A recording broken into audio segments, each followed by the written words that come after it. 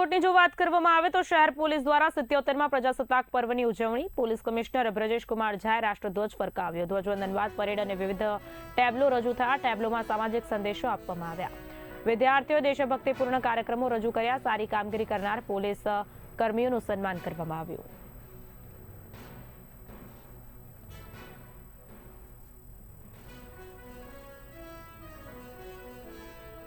ભારત દેશના 77માં ગણતંત્ર દિવસના અવસર પર બધાને શુભેચ્છા। આજને દિવસ ભારતને સ્વતંત્રતા માટે જે લોકો પોતાના બલિદાન આપ્યા છે તેને યાદ કરીએ અને ભારત વર્ષને વધુ મજબૂત બનાવવા માટે, વિકસિત બનાવવા માટે આપણે બધા મળીને પ્રયાસ કરીએ।